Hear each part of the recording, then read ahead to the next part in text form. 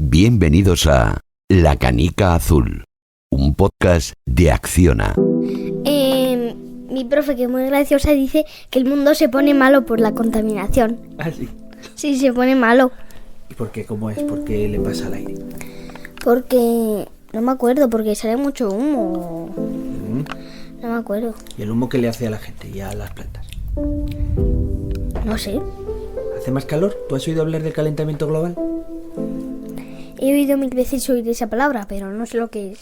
David tiene 7 años y ya veis que ha oído mil veces hablar del calentamiento global, pero no sabe lo que es. Y es que los mayores también hablamos mucho de calentamiento global o de crisis climática, pero a veces también nos faltan los conceptos básicos. A menudo la mejor prueba es preguntarle a los niños para saber qué ideas les estamos transmitiendo.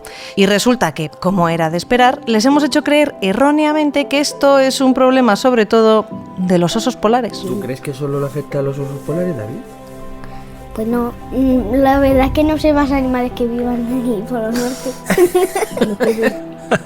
Y da igual que no sepamos los nombres de otras especies de animales que viven en el Ártico. Lo cierto es que el calentamiento global nos afecta a todos como seres humanos, aunque más gravemente a los países en vías de desarrollo o más desfavorecidos. A casi todos nos suena que en general va a hacer más calor, pero no conocemos bien los motivos, qué hace exactamente el CO2 en la atmósfera, ni cómo se describió este fenómeno. Y eso es lo que nos proponemos hacer en el capítulo de hoy. Explicaremos de forma meridiana qué pasa con el calentamiento y cómo hay científicos que están trabajando para revertirlo. Tan clarito que incluso los niños puedan entenderlo. Yo soy Noelia Lasso. Yo soy Antonio Martínez Ron. Y esto es La Canica Azul.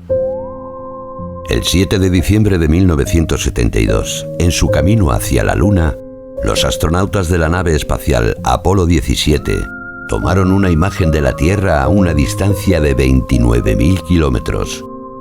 Aquella fotografía, en la que el planeta aparece solo en mitad de la oscuridad, pasó a la historia como La Canica Azul. Saludos terrícolas, bienvenidos a La Canica Azul, un podcast de Acciona sobre sostenibilidad y emergencia climática, en el que os hablamos de esta gran aventura científica y humana que está siendo intentar frenar el deterioro del planeta. Volviendo a lo que decíamos al principio, vamos a intentar explicar lo que sucede con el calentamiento, planteándolo de la manera más sencilla posible, como si fuera una historia de detectives. Una historia de detectives en la que se ha cometido un crimen, que es el aumento de temperatura, que amenaza la estabilidad de la atmósfera para las próximas décadas. Imaginemos ahora que estamos en la central de detectives del cambio climático y que tenemos delante una lista de los sospechosos climáticos más habituales. Para resolver el caso nos ayuda el agente Andreu Escrivá, ambientólogo, investigador en ecología y consultor de sostenibilidad. Si tuviéramos un cartel de los más buscados por el cambio climático, sin duda el CO2 ocuparía el lugar principal. Es el principal sospechoso y sobre todo es el gas que más tenemos que reducir. Los demás son importantes, pero reducir el CO2 es crucial. Bien, ya tenemos que el CO2 es el enemigo número 1 responsable del calentamiento, aunque paradójicamente es una molécula que también es fundamental para la vida. Un momento, pero vaya historia de detectives, ¿no? Si lo primero que me cuentas es quién es el criminal, menudo suspense. Espera un momento, la gracia de la trama está en reconstruir cómo le pillaron, no te impacientes. Y para eso tenemos que viajar a finales del siglo XIX. A mitad del siglo XIX es cuando el CO2 aparece como el gran sospechoso de este posible cambio de temperaturas. Es verdad que entonces lo que se ve es que el CO2 y otros gases de efecto invernadero pueden acumular calor, reemitirlo. Aún no se sabe con certidumbre qué han hecho en el pasado. Sí que hay algunas pruebas, porque mientras se pensaba que la Tierra tenía que haber ido enfriándose, antes estaba muy caliente, tenía que haber ido perdiendo ese calor, se empezaron a encontrar pruebas de edades de hielo pasadas, con lo cual de alguna forma no cuadraba, ¿no? Si se ha ido enfriando, porque antes estaba más fría, ahora más caliente. En aquel momento, algunos científicos se lo planteaban así. Si al principio la Tierra había empezado siendo una gran bola de fuego, lo natural era que siempre se hubiera estado enfriando. ¿Cómo era posible que aparecieran pruebas de edades de hielo que iban y venían? Y entonces, hacia 1850, una mujer, Eunice Foote, tiene una intuición sobre lo que está pasando. Pero no es hasta unos años después, hasta la década de 1850, cuando Eunice Foote, una científica de Estados Unidos, comprueba que hay determinados gases que retienen mejor el calor. Lo que pasa es que Foote esto lo descubre en 1856, no fue hasta 2016 que digamos se sacó a la luz y se reivindicó su figura, y hasta ese momento John Tyndall, que era un naturalista inglés, fue digamos el que tuvo el mérito, ¿no?, de haber realizado estos experimentos. Qué raro, una mujer descubre algo y pasa desapercibido para la historia. Pues sí, y fíjate que además no se ha sabido todo esto hasta hace bien poco.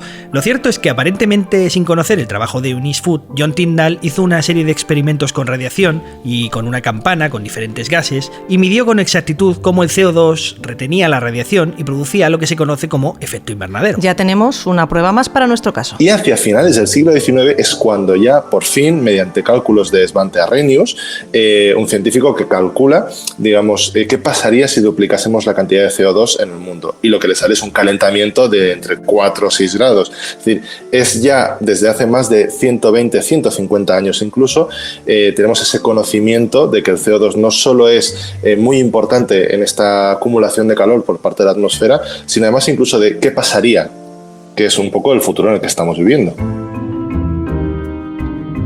Ya tenemos hace rato al culpable, pero ¿y el crimen? ¿Cuándo pillan al CO2 con las manos en la masa? Para eso hay que esperar a la segunda mitad del siglo XX, concretamente hasta 1958, cuando el científico Charles David Keeling coloca una serie de sensores en lo alto de un volcán de Hawái y empieza a medir cómo evoluciona la concentración de CO2 en la atmósfera. Y lo que se ve es que el CO2 va subiendo sin parar año tras año, y así sigue. Es decir, Keeling lo empieza a medir cuando está por 315 partes por millón, si no recuerdo mal.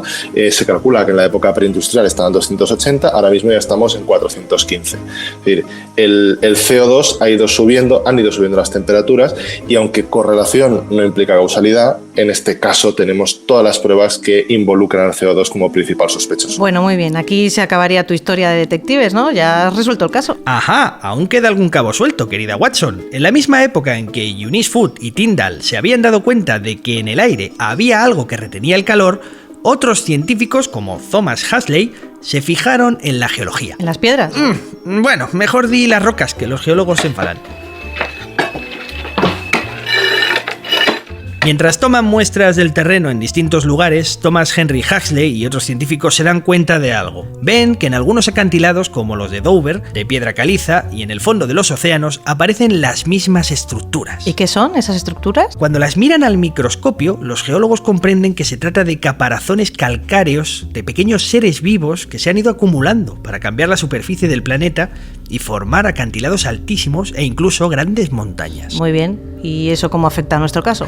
Lo que ve Huxley en los acantilados de Dover, por ejemplo, son los restos de unos seres llamados coccolitofóridos, algas unicelulares que pueblan los océanos, junto con otras muchas, y desarrollan un caparazón de carbonato cálcico. Carbonato cálcico. Voy a apuntarlo en mi libreta de detective. Eso es, el carbonato cálcico, como su propio nombre indica, contiene calcio y carbono. Cuando estos seres se mueren, están depositando una parte del carbono, del CO2, que capturaron mediante fotosíntesis en el fondo del mar. Y se pueden acumular hasta formar estructuras gigantescas, ¿no? ¡Exacto! Escucha lo que dice Francisco Rodríguez, investigador del Instituto Español de Oceanografía y experto en microalgas. Nos explica lo que Huxley veía en los acantilados. Lo que se ve ahí es la sedimentación en el lecho marino de las cubiertas calcáreas de estos coccolitofóridos a lo largo de miles y cientos de miles y millones de años. Acantilados formados por la acumulación de antiguos seres vivos. Es flipante, pero no solo eso. La intuición de Huxley y otros de que la roca había estado viva tiene unas implicaciones sensacionales. La vida ha modificado la geología del planeta, la ha dado forma. Al mismo tiempo, estos investigadores descubren que el carbón, el petróleo y el gas natural fueron creados por la acumulación de seres vivos, de materia vegetal acumulada y procesada por bacterias. Este es otro de nuestros agentes, Jorge Gines, geólogo. Cuando vemos los macizos calcáreos que hay en Europa, pues vemos esas montañas grises como los picos de Europa o en las montañas del Jura. Y lo que no nos damos cuenta es que eso en realidad es un cementerio de animales marinos. Entonces la cantidad de billones y billones de seres que han llegado a formar esos animales pues es muy impresionante. Son números que no podemos ni calcular realmente. Espera, ¿me estás diciendo que los picos de Europa están hechos de restos de materia viva acumulada? Sí, te presento a Óscar Merino, profesor de Geología de la Universidad de Oviedo y uno de los mayores expertos en la formación de este gran macizo montañoso en el norte de España. En el caso de los picos de Europa, la vida fue muy importante porque fue la que generó en gran medida las rocas que forman ahora ese relieve. Es decir, las calizas que se acumularon en el Carbonífero lo hicieron gracias a la vida.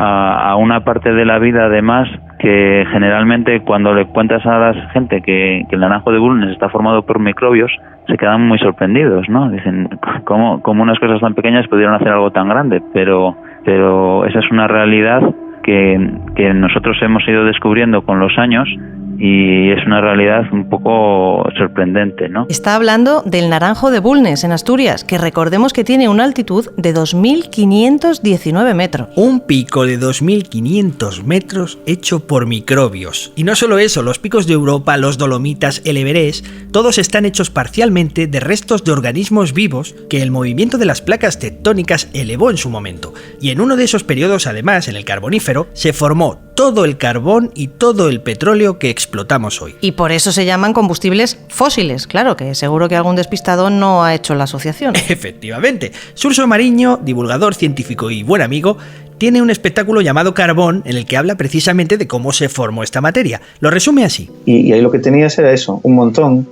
de antiguos restos de madera que no se habían degradado, y bajo la acción de la presión de los sedimentos que les iban cayendo por encima y del calor del interior de la Tierra, pues se cocían. Y esa cocción genera el carbón. Todo ese carbón, y lo mismo con el petróleo y el gas a partir de las bacterias muertas, se quedó ahí millones de años hasta que nosotros lo desenterramos y lo quemamos. Y cuando los científicos descubrieron todo este ciclo, ataron todos los cabos que faltaban en nuestro misterioso caso. El exceso de CO2 que estamos detectando, ya sabemos de dónde viene. Vamos a volver a escuchar a Andreu Escriba. También a finales del 19 se dan cuenta de una cosa, que no es que estemos alterando la composición de la atmósfera presente que hay en ese momento, sino que además estamos alterando todo el ciclo del carbono y todo el carbono que de alguna forma se había ido acumulando en el planeta. Es decir, el carbono de atmósferas pasadas se había ido acumulando muy, muy lentamente a escalas de tiempo geológicas de millones de años, y entonces a finales del 19 y a principios del 20, además con el surgimiento de los motores de combustión, de la necesidad de petróleo para sacarlo, lo que estamos haciendo en el fondo es recuperar todo el carbono que la atmósfera había enterrado durante 500 años y sacarlo en el espacio de una vida humana. Entonces, cuando empezamos a desenterrar el carbón, el gas y el petróleo, estamos sacando a la superficie antiguos seres vivos. Y el carbono que devuelven a nuestra atmósfera es un problema, ¿no? Claro, y ese es el kit de la cuestión, porque sacas a la luz y liberas reservas de carbón que costó millones de años depositar. Lo explica Carlos Briones, investigador del Centro de Astrobiología y experto en el origen de la vida. Cuando se desentierra el CO2 que está en el suelo, en distintas trampas de CO2, se llama técnicamente, en el fondo lo que estamos haciendo es poner en nuestra atmósfera CO2 que había en el pasado en la atmósfera. Es decir, estamos como desenterrando atmósferas, que es una imagen bastante poética, ¿no? Lo que pasa es que también tiene consecuencias en el sentido de que, bueno, ese carbono estaba ahí hace los millones de años que sean, en una dinámica, en una, digamos, relación con otros gases que era la que había entonces, y ahora los estamos metiendo en una atmósfera que ya tiene más CO2 del que tenía entonces. Entonces, bueno, cómo se va a llegar a un nuevo equilibrio de los gases está por ver. Qué bonito y qué terrible a la vez lo de desenterrar atmósferas. Y esta es la clave que no hemos comprendido hasta que no hemos juntado todos los elementos. Que el tiempo es esencial en esta historia de detectives. La diferencia entre el momento en que sacamos el carbono y el tiempo que ese carbono tarda en volver a fijarse en el terreno. Lo explica de forma breve Isabel Moreno, meteoróloga. El problema básicamente es que el carbono tarda siglos en eliminarse. Y esta es la explicación un poco más larga, por si no ha quedado claro. El problema básicamente es que el CO2 que tenemos en la atmósfera se elimina a un ritmo muchísimo más lento que el que hemos emitido nosotros. Es decir, nosotros en 150 años hemos emitido una cantidad de carbono que no podemos eliminar en los próximos siglos. Entonces, el problema no es lo que estamos emitiendo, sino lo que tenemos emitido ya. Estamos hablando de que en la historia del Homo sapiens, que si no me falla la memoria creo que es de unos 200.000 años, nunca ha habido concentraciones de CO2 superiores a las 315 partes por millón. Y en abril de 2020 llegamos a alcanzar 418. Y toda esta diferencia la hemos puesto en cuestión de 150 años. Esto es súper problemático, porque en 150 años has puesto una cantidad muy importante de CO2 a la atmósfera que no puedes quitar de forma rápida. Que ojalá pudiese quitarse de forma rápida, ¿no? Pero no es así. Al final se trata de esta mezcla de los tiempos geológicos, lentos, frente a los tiempos humanos, caracterizados por la prisa, ¿no? Lo que el tiempo separó hace millones de años, nosotros lo hemos vuelto a unir. Otro de nuestros expertos, Fernando Valladares, investigador del CSIC, lo explica muy bien. Y lo que hacemos es sacar de un compartimento en el que todo va muy lento, que es el compartimento geológico, ¿no? Donde las cosas se mueven en miles o millones de años, y lo movilizamos en la escala humana de horas, semanas o pocos años, y entonces aceleramos solo esa parte. Si nosotros fuéramos capaces de acelerar la parte de la fotosíntesis y de la fosilización, pues no tendríamos problema. Vale, ahora entiendo por qué era importante contar lo de las montañas formadas por seres vivos en el pasado remoto del planeta. ¿Lo ves? Aunque bueno, te confieso que lo he metido un poco porque me flipa la historia. No, sí, ya nos conocemos ya. Lo que dice Fernando Valladares es que sacamos algo que se formó durante millones de años y lo consumimos en unas décadas. Y pone un ejemplo muy gráfico a sus alumnos con el que se entiende todavía mejor. A veces me planto en clase con una lata de gasolina, ¿no? Y les digo, aquí tenéis la energía más renovable del mundo. Dicen, ¿cómo? Ya no entienden nada. Digo, pues no hay nada más renovable que la gasolina. ¿Qué dices? Pero si la gasolina... Digo, a ver, ¿de dónde viene la gasolina? Pues viene de los combustibles fósiles, sí. ¿Y los fósiles qué son? Y entonces al final decimos, pues esto es fotosíntesis y no hay nada más que coger la energía del sol, ¿no? Pues ya está. Esto es renovable total, esto es renovable, mucho más que una célula fotovoltaica. Y se quedan un poco en tal, y digo, ¿pero por qué no es renovable? Por la escala temporal, estamos atrapados en la dimensión del tiempo. Esto, para que se renueve esto, necesitamos unos 100 millones de años. Y es que no los tenemos, porque yo me voy a Murcia esta tarde y necesitaré este litro echado por el tubo de escape. Y es un tema de tiempo en realidad, ¿no? El ciclo no lo cambias, pero la velocidad de unas partes del ciclo, y para mí esa es la clave, es decir, si pudiéramos cambiar todo el ciclo, no pasaría nada. Desde luego, lo de mira, yo me voy a Murcia esta tarde es un resumen maravilloso de cómo vamos los humanos por la vida. Pues sí, pero a ver, entonces por cerrar nuestro caso, déjame que intente resumirlo. El planeta tuvo atmósferas muy cargadas de CO2 del pasado, que es parte del proceso de la vida. Las plantas lo atraparon para hacer la fotosíntesis, lo transformaron en materia y depositaron parte de ese carbono en el suelo. Muy bien. Ahí fueron quedando atrapadas esas atmósferas del pasado y al desenterrar y consumir los combustibles fósiles, las estamos volviendo a poner en circulación, lo que contribuye al aumento del efecto invernadero. Efectivamente, estamos metiendo muchas viejas atmósferas en una, y eso tiene un alto precio. Y ante un problema de estas dimensiones, lo primero que hay que hacer parece bastante evidente, ¿no? Isabel Moreno. Sí, esas serían las dos vías. Primero, la más importante, dejar de emitir ya, porque como te he dicho, vas a tardar siglos en quitar lo que tenemos en la atmósfera de forma natural. Entonces, de momento con las concentraciones que tenemos, ya hemos provocado un cambio climático, pero que no es todo lo catastrófico que podría ser si sigues emitiendo. Así que de ahí la urgencia de dejar de emitir. Sustituir las fuentes de energía basadas en combustibles fósiles por energías limpias y renovables es la principal medida para paliar el calentamiento, y de hecho, como veréis, le dedicaremos un programa completo. En este nos vamos a centrar en la segunda posible acción que apuntaba Fernando Valladares: aprender a intervenir en el ciclo del carbono que falta y acelerar su retirada de la atmósfera. Un asunto que durante mucho tiempo ha sonado a ciencia ficción, pero que empieza a estar seriamente encima de la mesa.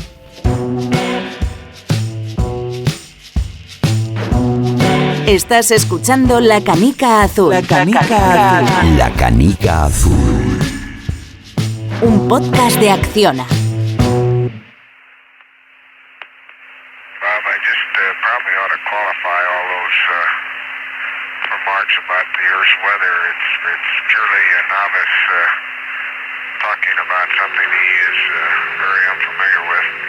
Bob, probablemente debería aclarar todas estas observaciones que estoy haciendo sobre la meteorología de la Tierra. Solo es la charla de un novato sobre algo con lo que no está muy familiarizado.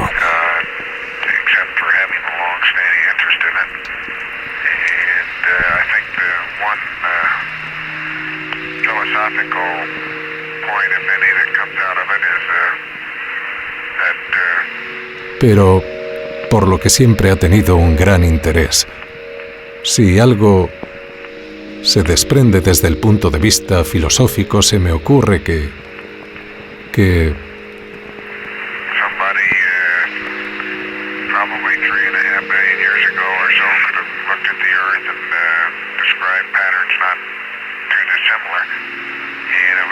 those patterns that life developed, and now you see, I think, and obvious to everybody, what that life has progressed to doing.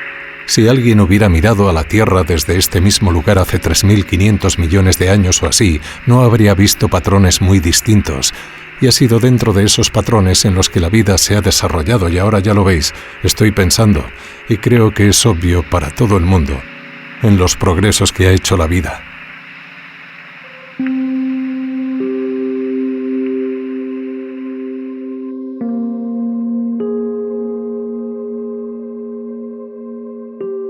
Seguimos en La Canica Azul siguiendo las andanzas de Jack Smith en el Apolo 17 y os estábamos contando la interesante trama del carbono en la Tierra y cómo su papel es esencial para entender el calentamiento global y la emergencia climática. Ya hemos visto cómo los humanos hemos alterado el ciclo del carbono y extraído las atmósferas del pasado.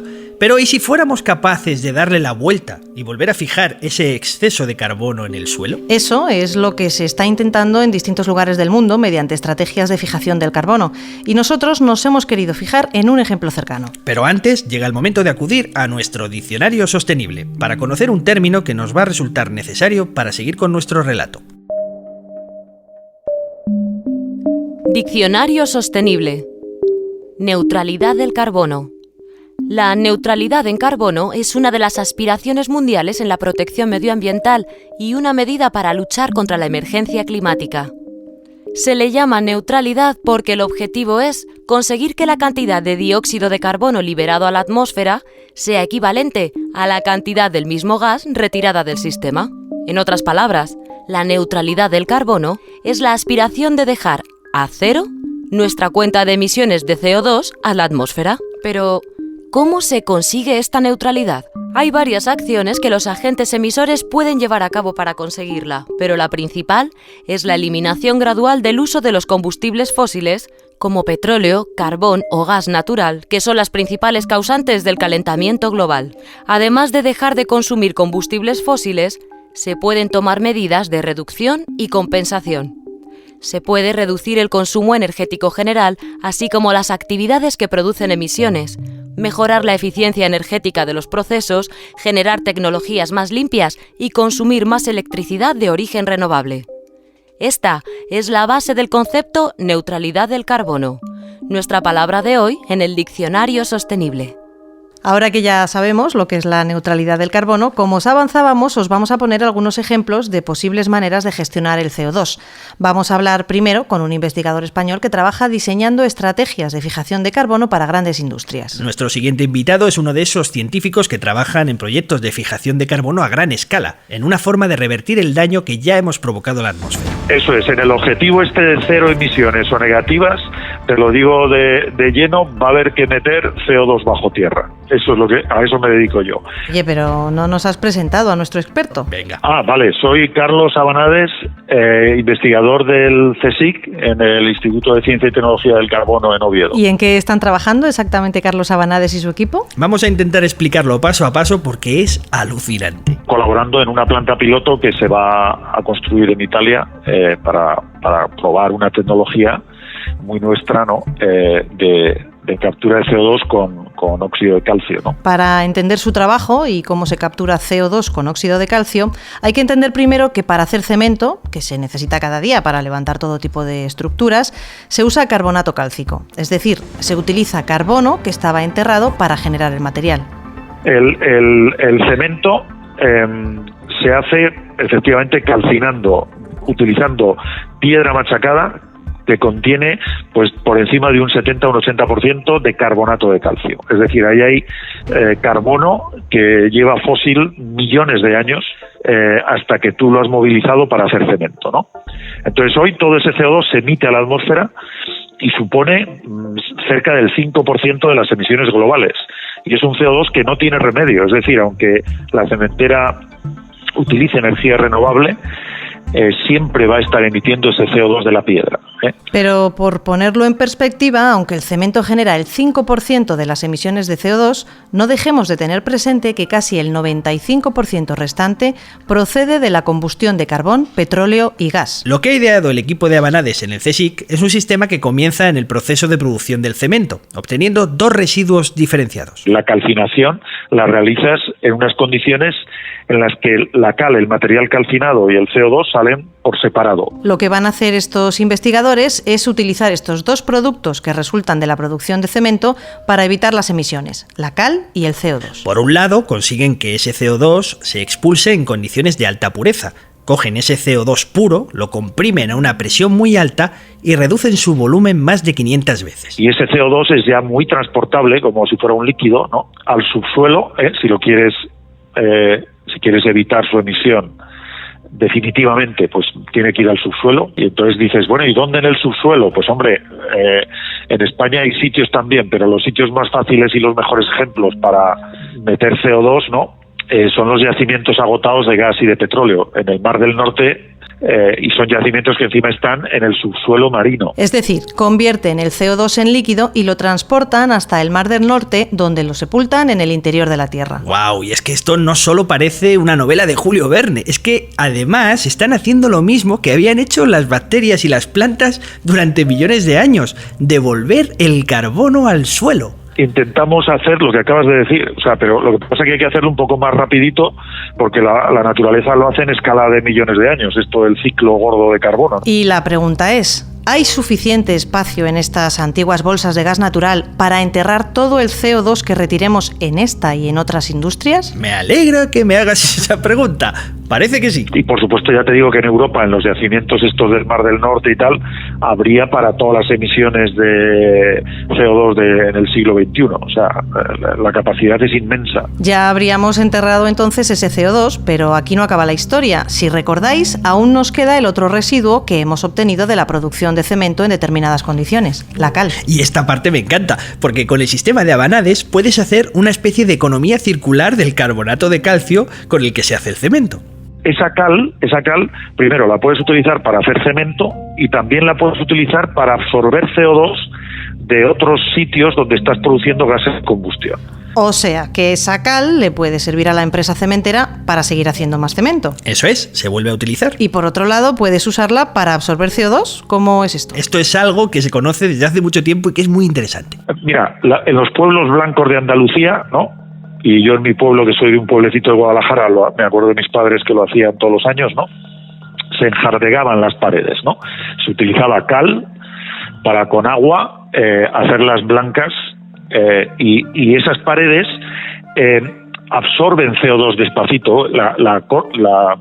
Cuando les das un martillazo y te caen estas planchitas de material blanco, después de unas semanas, ¿no?, eso es carbonato ya, ¿vale? O sea, se ha endurecido, esto lo saben, bueno, los romanos lo hacían ya, o sea que lo de que la cal con agua, ¿no?, da hidróxido, es la cal apagada, ¿no?, y eso se carbonata pasivamente, ¿no? Qué bueno, los pueblos blancos de España son pequeños sumideros de CO2. Sí, aunque a una escala muy pequeña, claro. Abanades lo dice porque todo esto es un proceso químico muy conocido, es química de bachillerato, y su propuesta es hacerlo a gran escala. Lo resume así. Pero nosotros hemos planteado un proceso por el cual tú haces un poco lo que te he dicho antes, coger la piedra, calcinarla para obtener el CO2 puro y meterlo bajo tierra, ¿vale?, el CO2 líquido puro. Y ahora te pregunto, ¿y qué hacemos con la cal? Venga, pues la cal, pues hacer hormigón, pero si alguien paga por ello, podríamos empezar a dispersarla, a ponerla literalmente en estructuras, digamos, expuestas al aire, que simplemente las dejas, tú tienes en tu jardín o en las autovías o tal, claro, hace falta cosas grandes, planchas, digamos, de un material poroso que absorbe el CO2 de la atmósfera despacito. O sea, de una industria altamente emisora de CO2, terminas generando un material que ayuda a intentar solucionar el problema. Bueno, si termina funcionando, esto sí que es un giro de guión. Sí, porque podrías fabricar infraestructuras con este material y luego ir retirándolas para obtener CO2 puro y enterrarlo o reutilizarlo en la industria, donde tiene muchos usos. Así resume Abanades su propuesta. Pero la nuestra es tan sencilla como lo que te contaba antes, es decir, como como dejar expuesto a la atmósfera y te olvidas durante 6 meses estructuras, o sea, planchas, paredes, estructuras abiertas, huecas, de planchas que sencillamente dejas ahí que pasen 6 meses, 1 año, hasta que vuelvas a recogerlas y se hayan convertido en carbonato. ¿Me entiendes? Es así de simple. La gracia del asunto es precisamente eso, que no es una simple ocurrencia. El equipo de Abanade SNCSIC ha hecho las cuentas y las ha publicado en un artículo científico. Y lo mejor es que no está solo, hay cientos de mentes brillantes trabajando en estrategias similares, en devolver ese CO2 al suelo, ya sea capturándolo de procesos industriales o directamente del aire. Por supuesto, todas estas tecnologías aún están en fase de pruebas y muchas de ellas fracasarán. Y además, lo subrayamos una y otra vez, la prioridad debe ser siempre dejar de emitir. Eso es, no vaya a ser que nos aferremos a una posible solución tecnológica del futuro como excusa para seguir expulsando dióxido de carbono como si no hubiera un mañana. Exacto.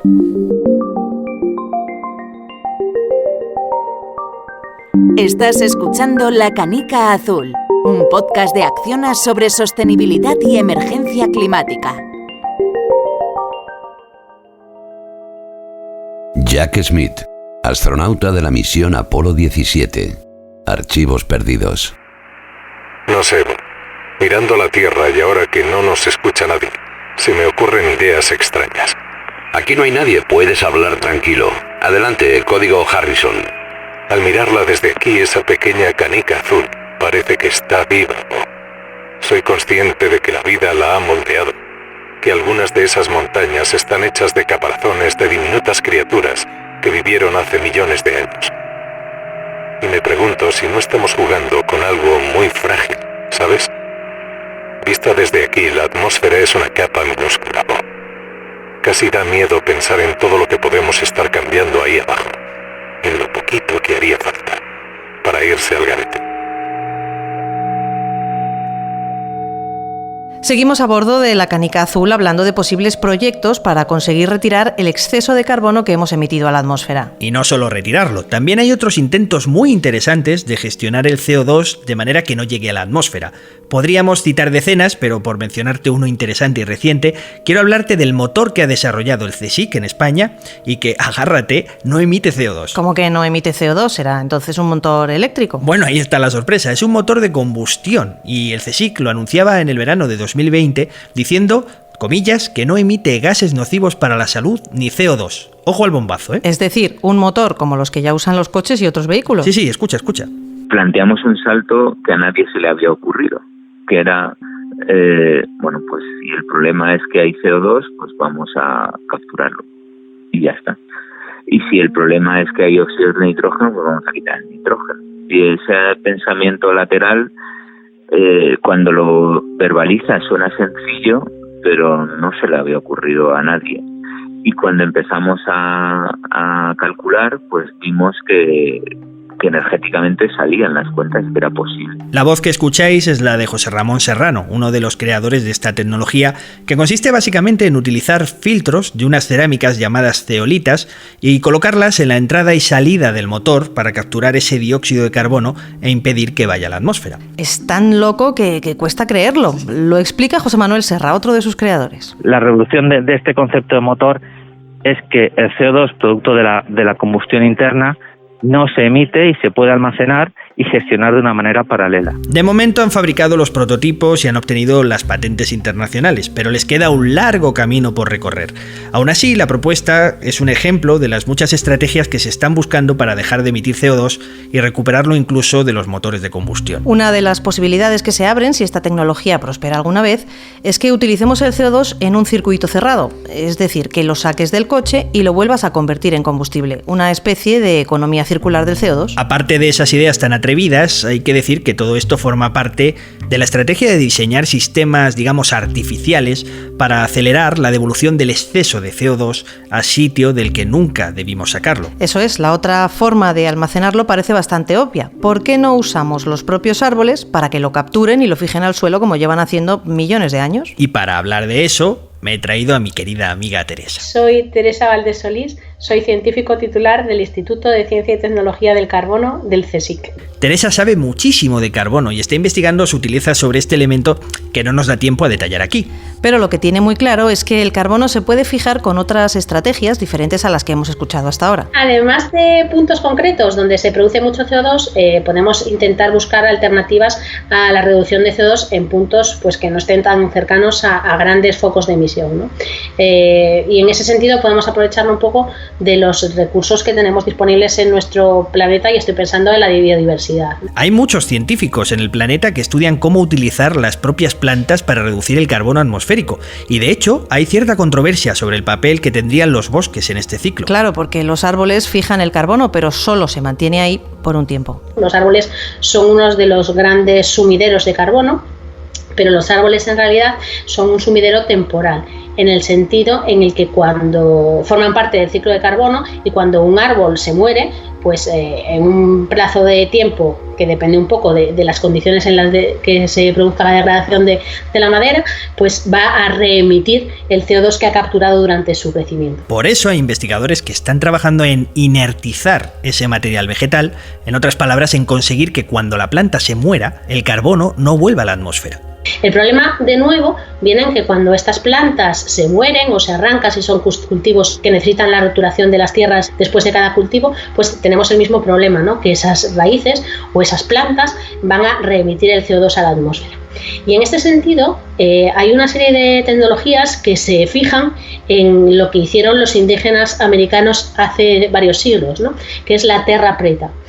Hay algunas zonas del Amazonas en el que la tierra rojiza habitual de ese área no es rojiza, sino negra. Y esta modificación de la tierra ha sido producida por un proceso antropogénico, producido por el hombre.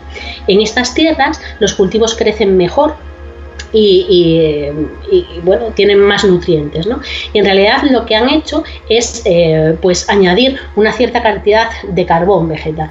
Este fenómeno de la terra preta se descubrió recientemente en el Amazonas y era un sistema para fertilizar el terreno que de paso fija muchísimo más carbono al suelo. Es muy interesante que, como comentábamos en el primer capítulo, los indígenas ya hacían cosas que habíamos olvidado y que ahora les queremos copiar, como este sistema para fijar carbono al terreno. Al final parece que no inventamos nada, ¿no? Solo mejoramos las tecnologías y las usamos en nuestro provecho. Pero sí, efectivamente es eso, los restos a lo mejor de la tierra preta no solo tiene carbono, vale, tiene también algunos restos de alimentos, de heces y cosas así, pero tiene un contenido de carbono muy importante. La terra preta contiene 5 veces más carbono que el suelo amazónico normal, y los científicos están intentando recrear este sistema para diseñar una agricultura más sostenible a nivel global. Y no es la única vía por la que investigan, pero la ciencia actual tiene otra posible llave, la edición genética de plantas para conseguir que retengan más CO2. De hecho, este hallazgo fue el que le valió el premio Princesa de Asturias de Investigación Científica y Técnica a su creadora, Joan Cory, en 2019.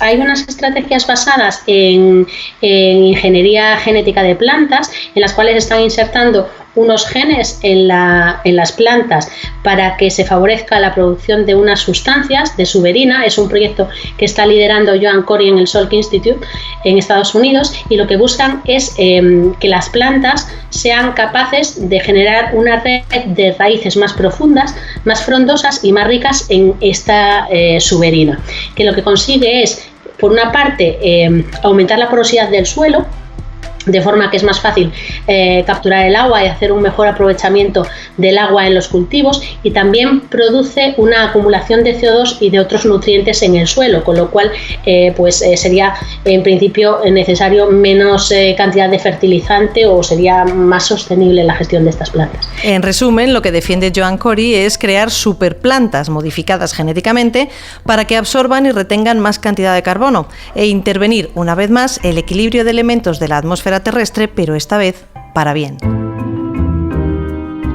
Y aquí llega un punto importante en nuestra historia de detectives, ¿te acuerdas? Sí. Un giro en la trama que los modernos llamarían un plot twist, que resulta que desde el principio lo hemos entendido todo mal. El CO2 en realidad no es el malo de la película. Escuchemos a la propia Joan Cory. Most of you probably think of CO2 as a pollutant, or perhaps you think of CO2 as the villain in the novel, you know. It's always the dark side of CO2. La mayoría de ustedes piensan que el CO2 es un contaminante o quizá piensan en él como el malo de la novela, siempre el lado oscuro del CO2. But as a plant biologist, I see the other side of CO2 actually. And that CO2 that we see is something, we see it differently because I think we remember as plant biologists something you may have forgotten. And that is that plants are actually do this process called photosynthesis. Pero como bióloga de plantas veo la otra cara del CO2. Nosotros vemos algo que ustedes pueden haber olvidado. Y es que es fundamental para este proceso llamado fotosíntesis. Efectivamente, el dióxido de carbono no es malo en sí mismo y es fundamental para la vida. El problema vuelve a ser el que decíamos al principio, el del tiempo que permanece ahí cuando lo emitimos. Un argumento habitual de los negacionistas del cambio climático es el de que hay otros gases, como el metano o el propio vapor de agua, con más capacidad de efecto invernadero que el propio CO2. La diferencia nos la explica Isabel Moreno. Pero ahora tenemos que ver cuánto de ese calor que ha absorbido es capaz de retener. Porque a lo mejor, que es lo que pasa por ejemplo con el metano o con el agua, retienen mucho más calor que el CO2. Entonces esa capacidad es mayor. Pero también importa y muchísimo el tiempo que está en la atmósfera, porque el vapor de agua, el ciclo del agua, es muchísimo más rápido que el del metano. Que el metano suele estar del orden de 12 años en la atmósfera.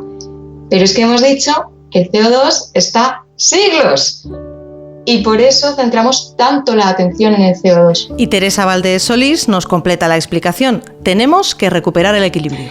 La vida que conocemos está basada en el carbono. Está presente en todas y cada una de las actividades que están a nuestro alrededor, ¿no? Entonces es imposible pues pensar en una vida tal y como la conocemos sin carbono.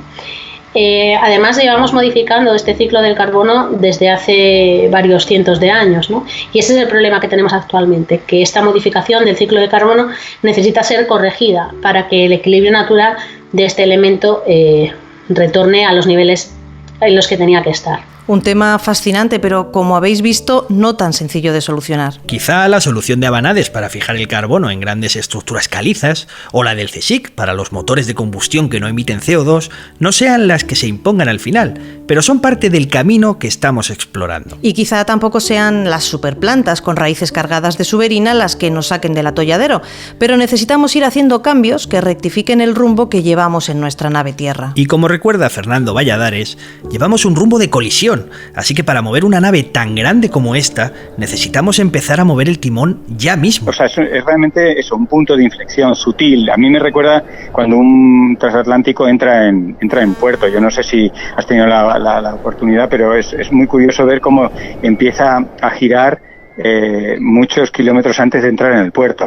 Y porque va muy despacito. Y ese es el concepto, yo creo, de punto de inflexión ante una cosa de este calibre, ¿no? Hay que empezar a girar. Tú todavía no notas mucho, pero dentro de media hora te darás cuenta que el barco ha cambiado de rumbo. De eso se trata, de mover un poco el timón para no colisionar. Y sobre todo, como insistíamos al principio, no debemos olvidar que para solucionar el problema, el foco más importante debe ser justamente otro: dejar de emitir CO2 con nuestras formas de obtener energía. Escuchemos a Andreu Escrivá, nuestro ambientólogo de cabecera. Lo importante con el ciclo del carbono es cortar nuestro uso, los flujos de uso del carbono, dejar de usar ese carbono fósil, porque al final los combustibles fósiles lo son en el sentido de que no son renovables, hay un compartimento estanco, tenemos unas reservas y a partir de ahí no se puede generar más.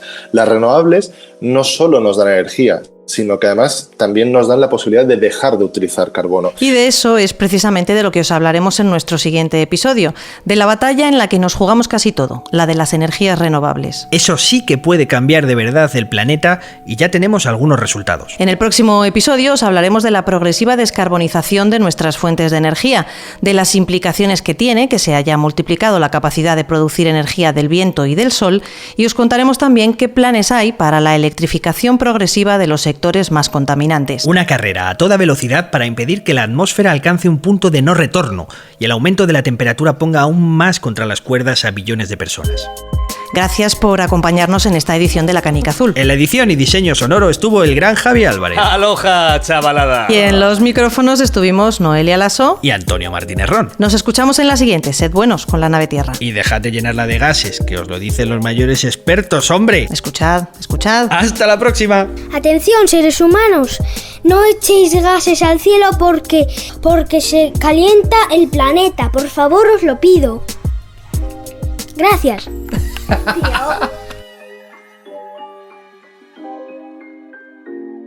La Canica Azul es un podcast de Acciona escrito y dirigido por Antonio Martínez Ron, locutado por Noelia Lasso y con la edición y diseño sonoro de Javi Álvarez.